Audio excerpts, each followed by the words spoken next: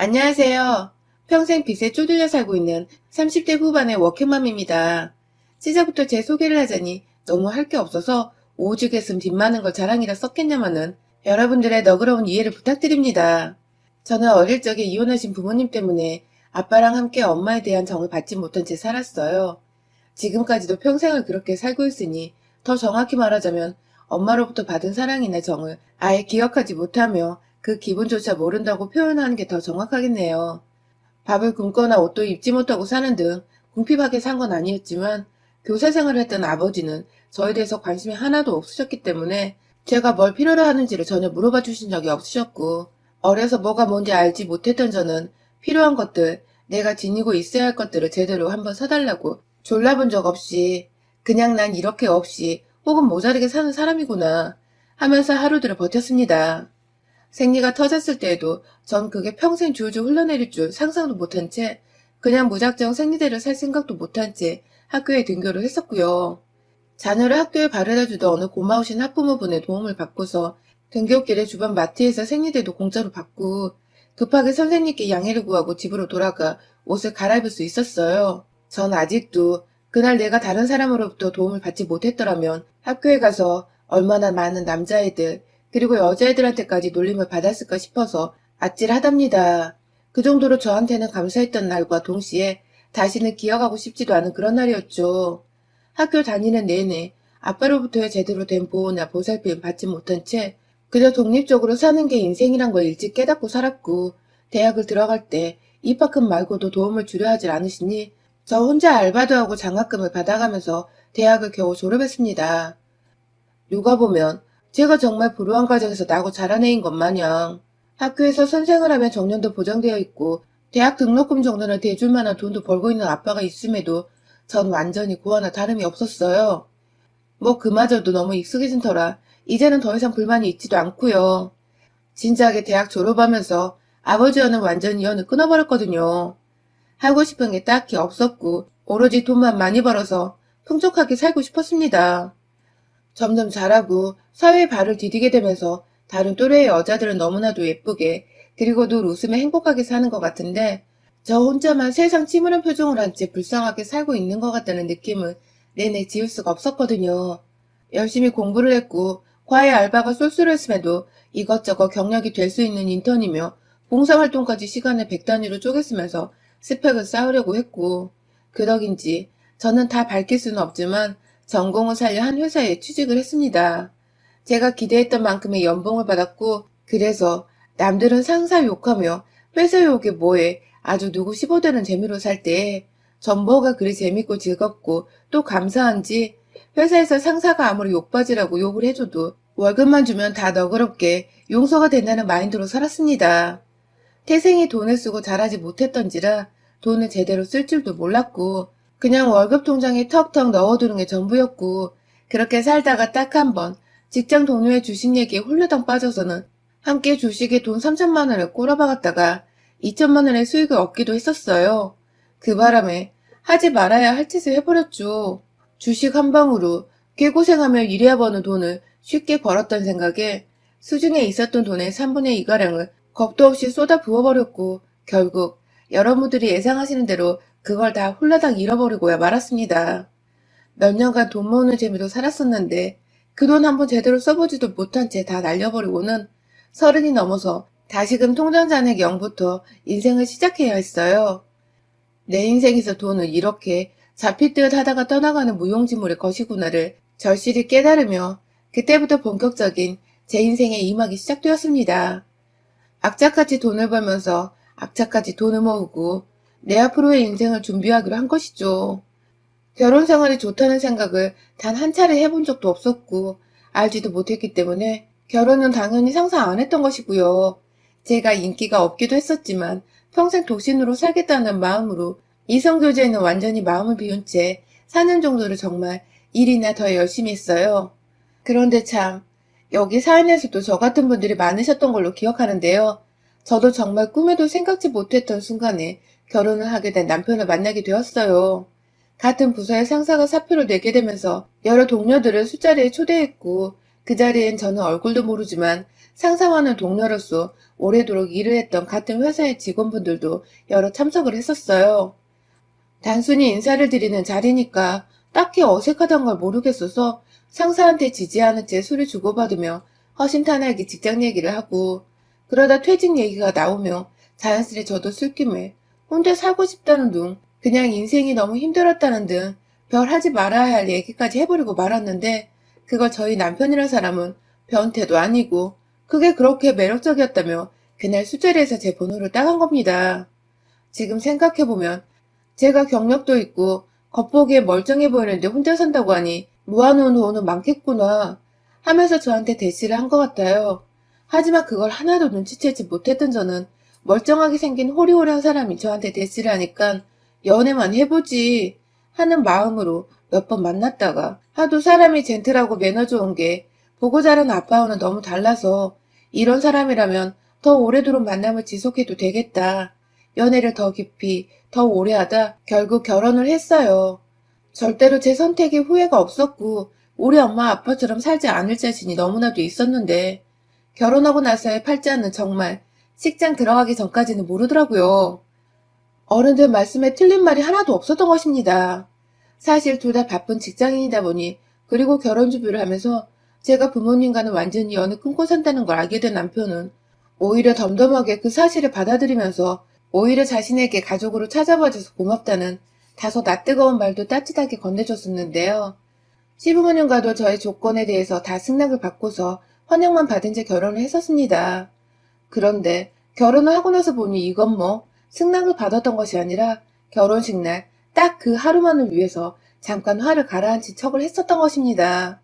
아니, 시부모님의 반대를 받고 있는 줄 알았으면 저도 이 결혼 안 했을 거예요. 내가 너무 소중한 저인데 굳이 날 싫어하고 반기지 않는 시부모가 있는 집으로 시집을 왜 가냐고요. 그냥 연애만 하며 살면 그뿐인데 말이죠. 하지만 남편은 뭐가 그리도 초조해서 저를 붙잡고 싶었던 건지 끝까지 이 사실을 숨겼었고, 시부모께서도 반대하는 며느리라면 끝까지 이 결혼을 반대했어야지 왜 그 사실을 끝까지 숨긴 채 누구보다 절 축복하고 환영하시며 며느리로 맞이하신 건지 정말 이해가 가질 않았어요. 식이 끝나자마자 너 같은 며느리 두기 싫었다 하면서 싹 변한 태도로 차갑게 저를 대하던 시어머니의 말씀은 특히 제 가슴에 제대로 배신감을 안겨주셨었죠. 그런데요, 이 모든 사기꾼 같은 행각에는 다 이유가 있었습니다. 그 이유를 간파하기까지는 2년 남짓한 시간이 좀 걸렸고요. 글쎄, 결혼을 하고 보니 세상 다정하고 멀쩡해서 좋은 점밖에 안 보였던 우리 남편에게 어마어마한 빚이 있었던 것입니다. 더 정확히 따지고 보면 시어머니가 노름으로 진 빚들이었는데, 시어머니나 시아버지나 경제활동을 전혀 하지 않고서 오로지 외동인 남편한테만 의존한 채 용돈을 받고 사셨던 분들이라 그 빚은 남편의 빚이나 다름이 없었던 것이죠. 저는 이 사실을 결혼하고서 2년이 되도록 모르고서 꾸준하게 시어머니로부터 넌 사실 내가 원하는 며느리가 아니야 라든지 보면 볼수록 내 아들이 너무 아까운 결혼이야 라는 개소리를 들어가며 살았고요. 하다하다 결혼하고서 처음 맞이했던 시어머니 생신 때는 어머님이 전화 안 왔으면 좋겠다고 대놓고 전화를 하셔서는 이해해 줄 수 있지? 라고 하시는 바람에 저도 빡이 쳐서는 시어머니를 보러 가지 않았던 적도 있었습니다. 남편은 또 그걸 자기 엄마 생신인데 어떻게 안 가냐며 혼자 귀엽고 시댁에 갔고, 저 혼자 집안에 덩그러니 남아서는 이건 뭐 결혼을 한 건지 아님 동거를 하고 있어서 시댁은 터치를 안 하고 살아도 되는 상황인 건지 혼란이 왔었죠. 그러다가 신혼집으로 구했던 전세가 만기되어 집을 새로 알아봐야 하던 중 남편이 전세 만기 한 달을 앞두고 집주인과 무슨 얘기를 했는지 보증금의 절반을 미리 가져갔다는 사실을 알게 되었고, 그 때문에 퇴근하고 집에서 한참 실랑이를 하다가 결국 남편 집안의 빚에 대해서도 알게 되었어요. 아무리 그래도 그 전세 보증금의 반 이상은 다 제 돈이었는데, 그마저도 청약에 당첨된 집이 있는데 아직 입주 기간이 아니라 임시로 살 전셋집을 구해야 된다고 해서 제가 일부러 나서서 전셋집을 구했던 건데, 엄연히 제 돈인데 그걸 멋대로 가져가서는 자기 집안 빚을 갚는데 보태다니. 이게 사기가 아니면 도대체 뭐가 사기냐고요. 정말 배신감이 이루 말할 수 없는 순간이었습니다. 그리고 또 분명히 자기가 진 빚을 남편이 제 돈을 통해서 갚아낸 것을 알고 있었을 텐데도 꾸준히 저를 싫어하고 탐탁치 않아 하면서 쓴소리 막말을 구분하지 못하고 뱉어냈던 시어머니에 대한 분노가 동시에 치솟아 올랐습니다. 무슨 자신감으로 그렇게 꾸준히 저를 싫어하셨나 싶어서 확 울분이 터지더라고요. 그때는 정말로 뒤도 안 돌아보고 내 돈 갚아내라며 갈라서면서 완전히 남남이 될 작정으로 전세 만기와 동시에 혼자 살 집을 구해서 집을 나갔어요. 혼자 변호사 사무실을 찾아가 소송 준비도 했고요. 그런데 이 무슨 운명의 장난인지 제가 얼마 지나지 않아 임신한 사실을 알게 되었어요. 이혼이고 뭐고 내 아이마저 나처럼 한부모 가정에서 자라게 할 수 없다는 부담감과 두려움이 동시에 몰려왔었죠.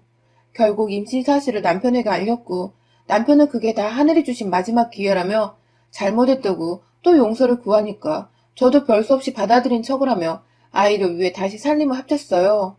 당연히 전세금을 다 돌려주겠다는 약속도 받아냈고요. 아이를 키워야 하니까 더더욱 돈 관리를 철저히 해야 한다며 남편에게 제대로 겁도 줬습니다.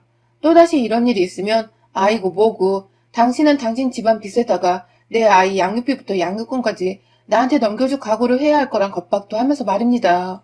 그렇게 저희는 제가 인치를 구했던 그 원룸에서 남편과 다시 살림을 합쳤다가 또 원룸 계약이 만료된 후에는 도무지 모아놓은 돈이 없는데 전세를 구하긴 버거워 결국 피눈물을 무릅쓰고 시댁에 들어갔어요. 돈을 아끼기 위해서이기도 했고 내 돈 갚게 하기 위해서 채무자의 집으로 채권자인 제가 들어가기로 한 것입니다. 그렇게 저는 자연스레 시댁에서 살게 되면서 남편이 제 눈치가 보였는지 시어머니의 입을 완전히 틀어막아버린 덕분에 나름 불편은 했으나 참고 살만한 정도였고 아이를 낳은 후에는 저희가 회사를 가야 하니까 자연스레 시어머니께 부탁을 드리게 되었는데요. 그쯤부터 문제가 다시 시작되었어요. 시어머니와 저의 갈등 말입니다. 그간 남편 눈치를 보면서 저한테 제대로 말을 못 붙이고 계시던 시어머니는 사실 더 따지고 보면 아예 무시를 하시는 것이었거든요.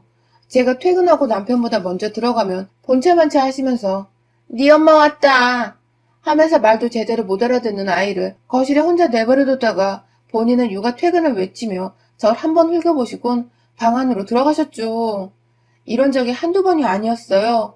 이럴 거면 시어머니 말고 전문 어린이집에 맡기는 게 훨 나아서 제가 일부러 불시에 외근을 나갔다거나 반차를 쓰고서 집에 간 적도 있었는데 정말 한 번도 빼놓지를 않고 늘 방에서 자고 계시거나 혼자 부엌에서 소주를 마시고 계시기도 했어요. 그때마다 제 아이는 혼자 거실에서 위험천만한 리모컨을 입으로 빨고 있거나 모서리란 모서리는 죄다 손으로 쥐어만지며 벌러덩거리고 있었습니다. 그런데 좀 지나서는 급기야 양육비를 요구하시더군요. 아이 키우는데 돈 한 푼 쥐어주지도 않고서 애를 키우라 하냐면서 뭐 이런 천박한 년이 다 있냐고 저보고 아이 키울 자격이 없는 엄마라는 겁니다. 저한테 빌려간 돈을 아직 다 못 갚았다는 사실이 무색하리만큼 시어머니나 아이 양육을 핑계로 다달이 무려 150만 원의 돈을 요구하셨고 당연히 육아를 해주시니 일정의 돈을 드려야 하는 줄은 알고 있었지만 그간 시어머니가 저희 애한테 하셨던 행동들이며 게다가 저한테서 무단으로 돈을 빌려가셨음에도 불구하고 우리 사정 뻔히 아시면서 양육비로 150만 원이라니 정말 염치도 뭣도 없더군요. 친정엄마가 없는 게 이리도 슬픈 적은 처음이었습니다. 내가 내 이름으로 대출까지 받아서는 피땀 흘려 준비했던 내 돈 1억 가까이를 빚 갚는데 써놓고는 전셋집 구할 자신이 없어 기어코 시댁에 얹혀 사는 중인 아들부부가 불쌍하지도 않은지 돈 150만 원 달라니 그게 무슨 얘 이름이냔 말입니다. 함께 사는 입장이라 싸울 수는 없고 어떻게든 대화를 통해 잘 풀어가 보고자 남편과 미리 상의를 한 끝에 주말을 맞아 시부모님과 대화를 했어요. 코로나로 어디 나갈 수도 없으니 그냥 차 한잔 끓여놓고 함께 진득하게 얘기라도 좀 해보자는 마음이었습니다. 하지만 시어머니는 귀엽고 저한테 그러시더라고요. 기껏 분위기 잡고 앉아서는 한다는 말이 돈 못 준다는 말이야? 그럼 이 집에서 네가 짐 빼면 내가 없던 일로 해줄게. 라시더군요. 애를 놔두고 엄마 혼자 집을 나가라니 이 무슨 개망나니 같은 신박한 뻘소리인가요? 저보고 지금 집을 나가는 말씀이세요? 라고 어처구니가 없어 되물으니 시어머니께서는 다 들어 처먹고도 모른 척 발 빼맞는 거 봐.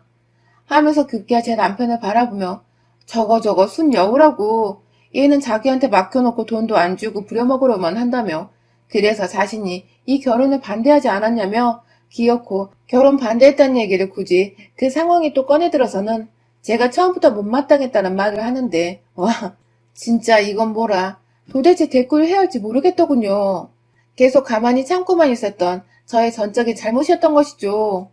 빌려간 돈도, 저한테 함부로 하는 말들도, 제대로 제 아이 돌봐주지 않는 것도, 그때마다 화를 내고 문제 제기를 하면 그냥 넘어가면 안 되는 일이라는 것을 알려줬어야 했는데, 그쯤 되니 저도 제 자신이 후회스러워 죽겠더라고요. 눈을 지그시 감았다 떴습니다. 제가 화날 때마다 한 번씩 참으려고 하는 의식 같은 것인데요.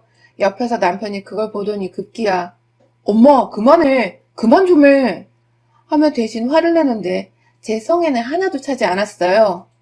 어머님, 그래서 제 돈도 안 갚고 제 자식까지 저한테 떼어놓고 저를 혼자 이 집에서 내보내시겠다? 라고 반말을 섞고 되물었습니다. 다시금 제대로 어머님의 의중을 들어보자는 제 나름의 착한 척하는 선의이자 돈 없고 능력 없는 한 노인을 위한 배려였어요. 하지만 시어머니는 뭐? 내 보내시겠다? 이게 돈 몇 푼 빌려줬다고 위아래가 없나? 하면서 급기야 내 새끼를 향해 그러더라고요. 아이고 그래도 손주라고 데리고 살려 했는데 지 엄마 팔자는 못 따라가겠네. 집 나가 호러미 밑에서 사람 구실이나 하고 살란가 모르겠다. 하면서 그 어린애를 들쳐업고는 저희 방 안에 있던 조그만 아이 침대에 아이를 들여놓곤 그 침대를 얘가 막 중심도 못 잡고 흔들리는 와중에 방 밖으로 질질 끌고 나오는 게 아니겠어요? 저희 애 안을 때부터 이상하다 싶어 저도 제자리에서 일어섰다가 그 꼴을 보니 도저히 이혼도 아직 안 한 마당에 홀어머니 소리까지 듣고는 정말 제 인내심의 한계에 다다랐습니다. 저도 모르게 제 옆에서 어쩔 줄 몰라 하던 남편 새끼 대가리를 주먹으로 쳐버렸어요. 네 자식 저러고 있는데 똥마려운 개새끼 마냥 가만히 있냐? 하면서 남편에게 일차를 퍼본 뒤에 자기 새끼 때렸다면 놀래 야! 하면서 제게 소리를 지르던 시어머니가 달려가 일단 저희 아이부터 떼어놓았습니다. 정신 차린 남편이 뒤늦게 저 따라와서는 얘를 자기한테 달라며 안으려고 하는데 다시 한번 발길질로 차버리고는 너 새끼랑은 당장 이혼인 줄 알아. 라는 말을 남기고 방 안에 보이던 우리 애기 젖병을 들고 나와서는 시어머니 주둥이에 집어 넣어버렸어요. 얼떨결에 입에 젖병을 문 시어머니는 뱉어내려고 발악을 하는데 제가 제정신이 아니었어요. 그냥 며느리로서의 체면이며 예의며 다 잊어버리고는 저희 애기 분유로 쓰고 있는 통을 열어다가 그 가루를 그냥 확 시어머니한테 부어버렸습니다. 제가 그러고 나서도 화가 안 풀린다며 분유통을 아무 곳이나 기분대로 던져버렸는데 그게 부엌 안에 컵을 걸어놓던 거리에 제대로 명중시킨 바람에 줄줄이 컵이 바닥에 떨어지며 깨지고 깨지는 와장창 소리가 나고 아주 개판이었습니다. 그런 와중에 저는 혼자 아이를 들쳐업고 그 집을 나왔어요. 당장 갈 곳은 없지만 당분간이면 될 거라며 유일한 저의 싱글 친구인 대학 동창에게 부탁해 그 집으로 들어갔고 이윽고 에어비를 구해 한 달을 나와 살았어요. 그 사이 제 아이는 어찌할까 하다가 출퇴근길에 수소문에서는 저 회사 상사 아이가 보냈었다는 회사 근처 어린이집으로 아이를 맡겼고 이윽고 회사 안에서도 제가 혼자 아이를 걱정하는 것에 말들이 오고 갔었는지 남편과 제가 별거 중이란 소문이 돌았습니다. 상황이 점점 안 좋아지는 듯 했으나 하늘은 제 편이었어요. 남편이 무단으로 빼돌렸던 저희 전세금을 제가 제대로 걸고 넘어지면서 사기죄를 겸해 이혼소송을 걸었고 맘 같아서 어떻게든 혼인 취소까지 해버리고 싶었는데 그러면 정말 우리 아이는 처음부터 아빠고 뭐고 없던 미혼모로부터의 아이가 될 것만 같아 그것만은 참았습니다. 저한테 아이 어린이집 그리고 법률 조언까지 해줬던 상사는 급기야 너무 분하다며 본인 스스로 저희 부부의 진실에 대해 회사에 소문을 내주고 다녔고 그 덕에 말빨 좋은 상사 덕에 남편은 완전히 회사 내에서 쓰레기 취급을 넘어 상대 못할 말종 취급을 당했어요. 본인은 저한테 소송 걸리고 제가 남편뿐만 아니라 시어머니를 향해서도 혼인 파탄의 책임을 물어 위자료 소송을 걸어버린 바람에 줄줄이 소송 해결의 위자료 그리고 앞으로의 양육비 지급과 제 전세금을 갚아내려 돈이 필요했을 텐데 직장은 다녀야 하니 얼굴에 철판을 깔고 출퇴근을 하는데 지난번에 보니 유부남 유부녀 동료들 사이에서도 밥도 혼자 먹고 완전히 아싸가 되어서는 지내고 있더라고요. 그래도 사내왕따로 고소당할까봐 일감은 조금씩 주면서 공적인 관계만 맺고 있고 말이죠. 지 아들이 딱 죽기 직전의 상태로 돈을 벌고 있는 걸 눈치챘는지 딴엔 엄마라고 저희 회사까지 찾아와 제 앞에서 울고 불고 무릎 꿇고 잘못했다고 사과를 하러 온 시어머니. 사람들 앞에서 창피하지도 않으신지 자신이 너무 실수를 한 것 같다며 자기 아들이 돈을 벌어야 하는데 그걸 죽지 못해 하고 있다며 저를 너무 그리워한다고 막 제 발을 붙잡고 팔에 매달리고 정말 눈 뜨고 못 볼 정도로 사람이 한순간에 딱해졌더군요. 그러나 전 그런 시어머니의 모습에 더욱 희열과 쾌감을 느꼈습니다. 제가 싸가지 없다고 하셔도 상관없어요. 시어머니는 제게 그런 일을 당할 만큼의 죄를 저질렀고 지금 그 죄값을 하나씩 받아가고 있는 중이신 거니까요.